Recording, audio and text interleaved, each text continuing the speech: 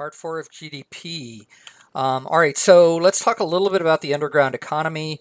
The underground economy would be that portion of the economy that isn't really recorded. To be honest with you, we really don't know how big the underground economy is, but some economists have made attempts to estimate the size of the underground economy.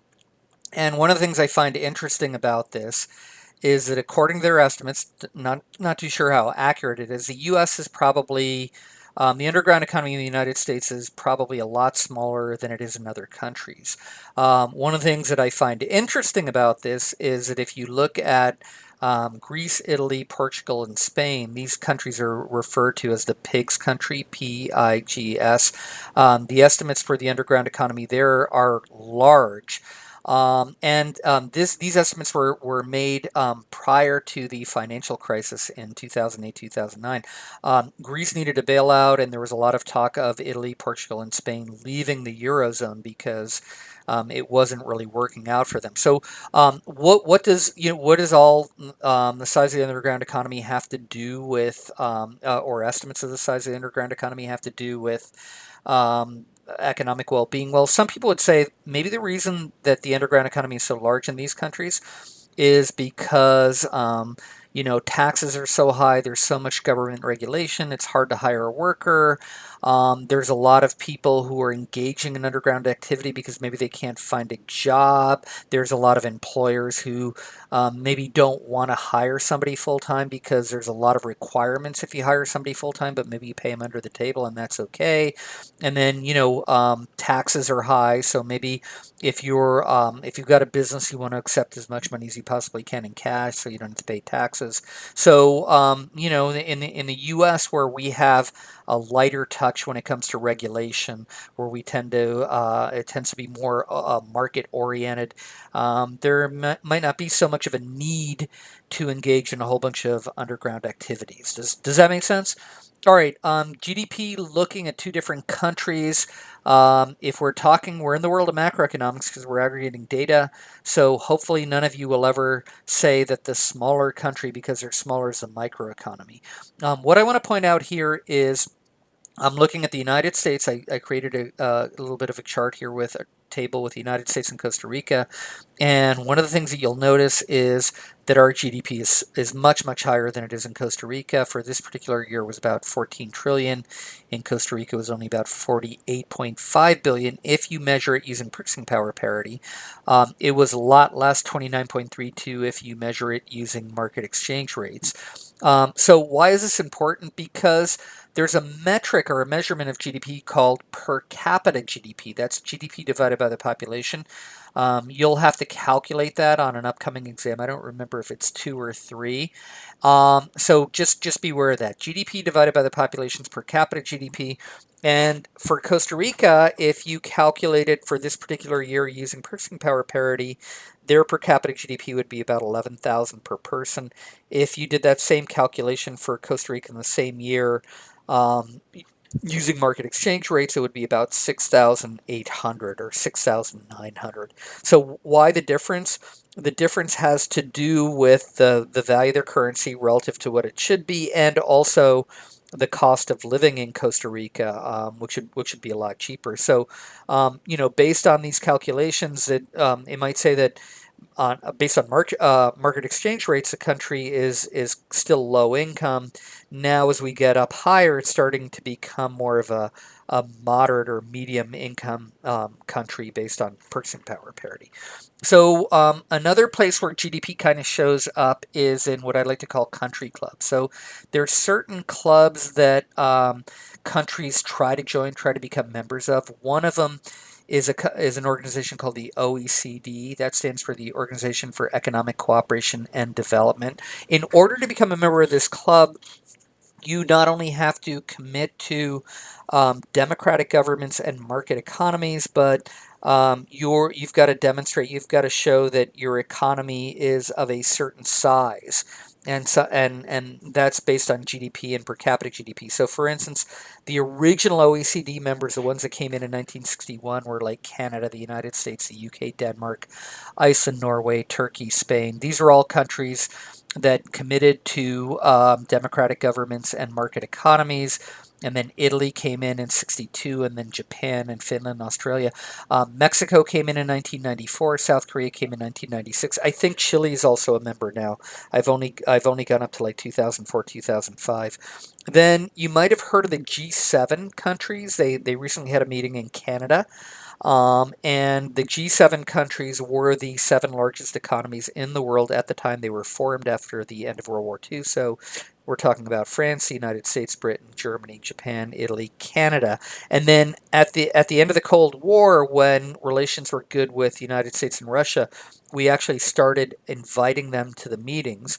And that's when the G7 became the P8 or the G7 plus one, P8 standing for political aid. The thought was that Russia's behaving and they have a lot of nukes, so maybe we should bring them into the club. But then I think they invaded the Ukraine or another country, and they got kicked out. And then Trump the other day said, we should bring them back in. So but one place where a country's economy comes into play in terms of like a membership in a club is the G7. Then maybe you've heard of the IMF, the International Monetary Fund. These are countries that will lend to other countries who are in need. And so these IMF countries, again, you see the same suspects, right? France, United States, Britain, Germany. These are all the more developed countries in the world. So that's a place where GDP comes into play. There's another organization called the G20 that is actually probably more relevant these days. One of the criticisms of the G7, for instance, is that some of these countries don't have big economies anymore. Canada is a very small economy compared to even Spain, for instance. Spain's often said, "Well, why aren't we part of the G7? Our economy is bigger than Canada's." That may be. So what happened during the financial crisis was they turned to the G7 to try to stabilize the world economy, and one of the things they realized was that wasn't gonna do it because there were some other countries in the world that had become much, much bigger and more important players. And there were some other countries in the world that were G7 nations that really didn't matter quite as much. So what they did was they looked at the 20 largest economies, and so they included other countries like Argentina, Brazil, China. How could we not include China? China's got either the largest or second largest economy, depending on how you want to measure it. Countries like India, Indonesia, Mexico, and Saudi Arabia. And they said, okay, these 20 countries collectively account for about 85% of GDP and 80% of world trade.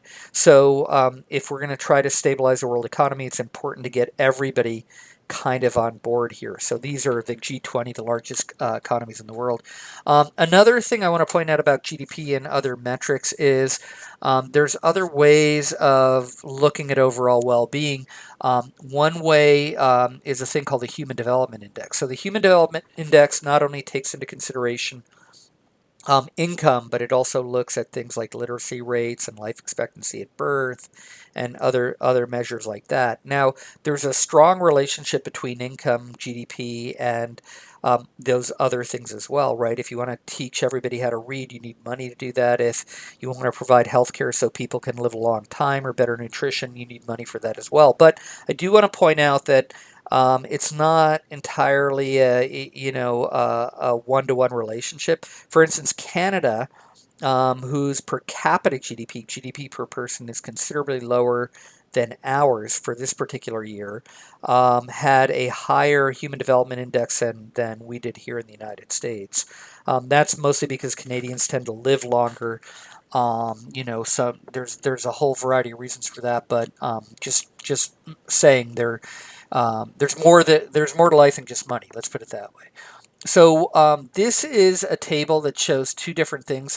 This is all the way back to 2002, right around the time I started teaching. I compiled this table.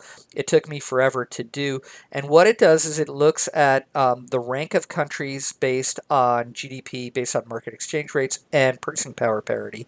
And one of the things you'll notice for this particular year was that the U.S. was number one. Based on market exchange rate and also based on purchasing power parity. China, however, where is China? China was number 7 based on market exchange rates. because the value of their currency was very low, but it was number two based on purchasing power parity. And today, China is number one based on power parity and number two based on market exchange rates. But in a few years, it'll be number one on both market exchange rate and purchasing power parity. Another thing you'll notice in this table is that very few countries are in the same ranking on both measures. So, for instance, the US is, Mexico is, South Korea is, Argentina is, but that's about it. There's a lot of difference between GDP based on market exchange rate and purchasing power parity. And that has to do with the value of the currency, and that also has to do with the cost of living in different countries. So I want to spend a little bit of time talking about what purchasing power parity is or how it's calculated.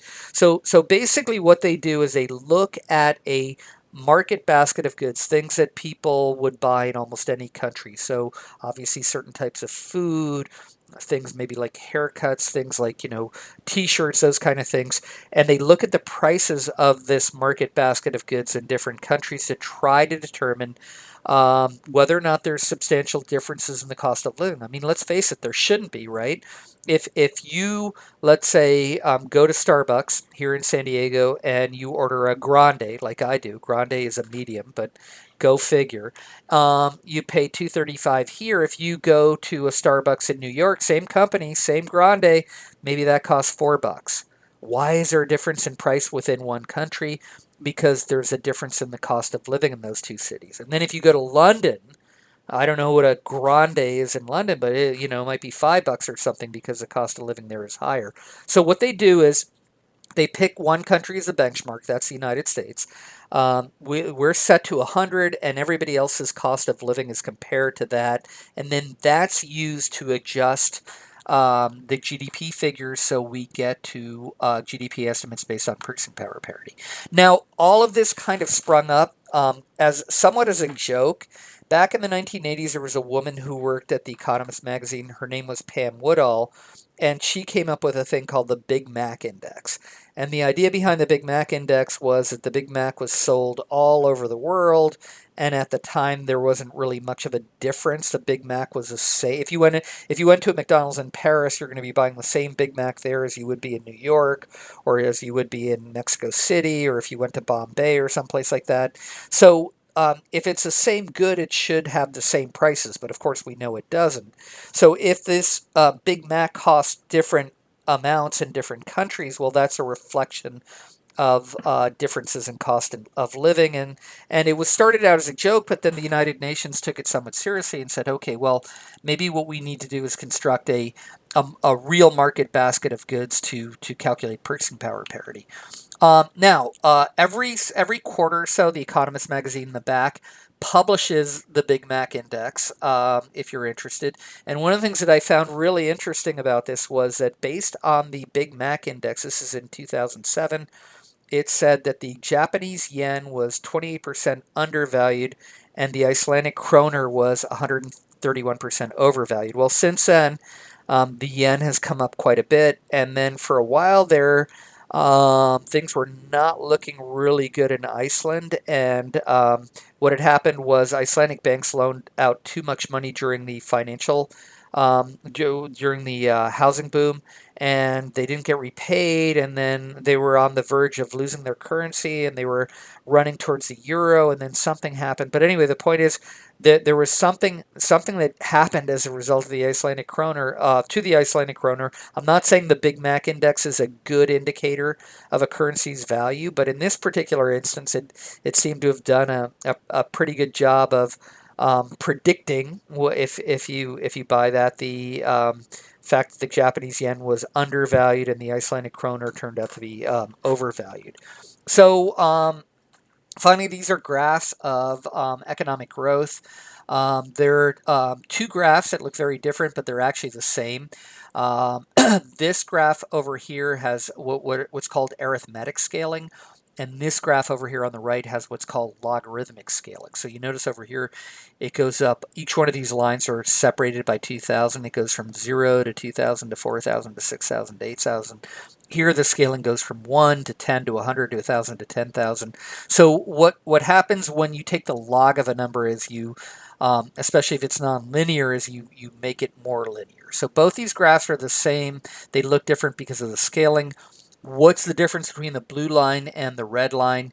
The blue line is real GDP based on the purchasing power of a $2005. So what they do is they apply that to the entire series, going all the way back to 1929 in both cases. And then the red line over here is real GDP based on chain $2005. So when you chain, it's a technique for reducing some of the fluctuations because you're averaging out 2 years when you, we're not going to get into it, but just what I want you to understand is that there's not only different ways of measuring GDP, but even within real GDP, there's different ways of expressing it. You could express it in $2005 or chain $2005, and the only place where those numbers will be the same will be in 2005.